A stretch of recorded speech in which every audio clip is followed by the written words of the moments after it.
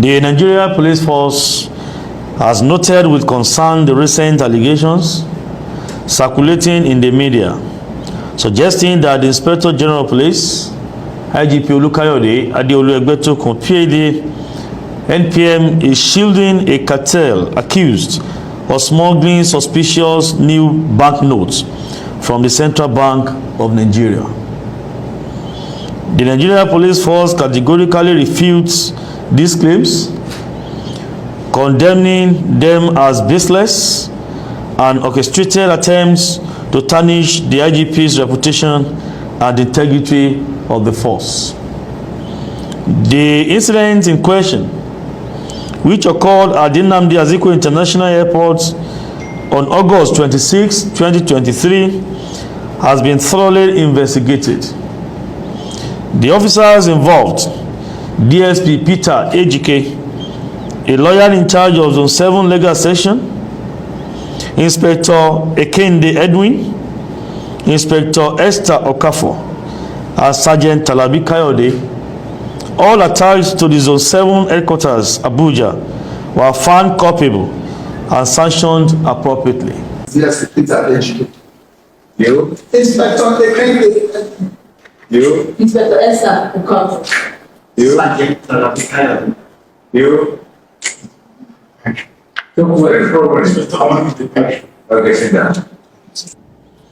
These officers, led by Inspector Esther Okafor, on the instruction of DSP Peter Ejike, unlawfully arrested Andrew Eja, an employee of Fat Cargo Nigeria Limited, who was conveying the cash sum of 74,950,000 naira only on behalf of clients.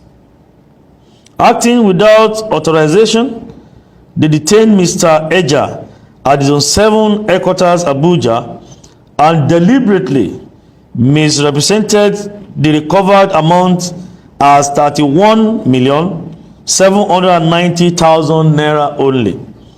The officers further demanded a percentage of the funds to suppress the case. Upon being contacted by the alleged owners of the money, the officers claimed that the sum they had recovered from the arrested suspect was 31,790,000 naira only, and requested a percentage of the money to jeopardize investigation and suppress the case. Outraged by their actions, the money owners petitioned the force headquarters, Abuja, and the matter was directed to the IGP monitoring unit for investigation. During the process, the cash sum of 31,790,000 naira was recovered from the officers, who claimed that it was the total money recovered from Andrew Eja during his arrest.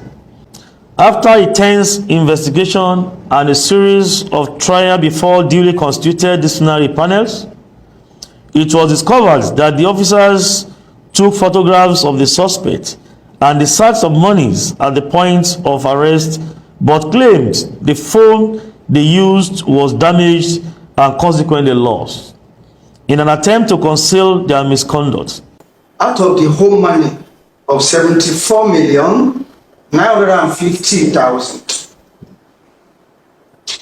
74,950,000. I heard that by the time the policemen would present the money at the station, they presented only 32 million naira.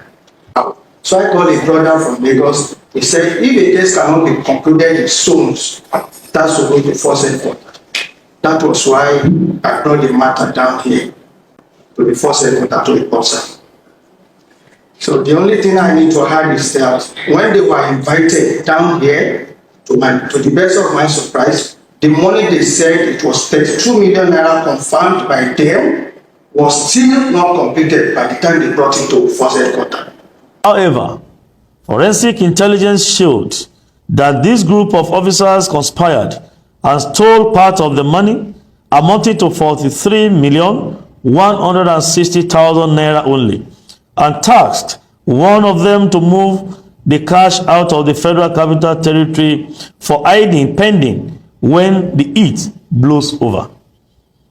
They thereafter resorted to several tricks and gimmicks in order to cover their tracks, one of which is the spread of this false narrative and misinformation to several online blogs and newspaper platforms.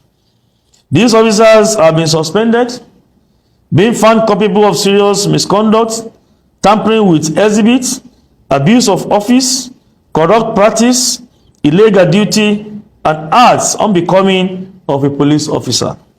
The movement of such an amount of money by the alleged cargo company could have been investigated and handled professionally by the police.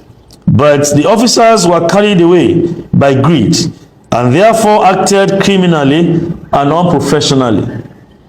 It is pertinent to note that the circulating false narrative is a sponsored misinformation cultivated by mischief makers who seek to divert attention from the criminal acts of the police officers by attempting to join issues with the Inspector General of Police. The affected officers will be prosecuted upon conclusion of due legal and administrative procedures.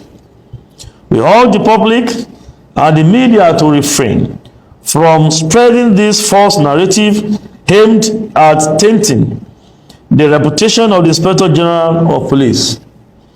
Such misinformation undermines public trust and detracts from the ongoing efforts of the current administration to reform the police force by eradicating unprofessional elements.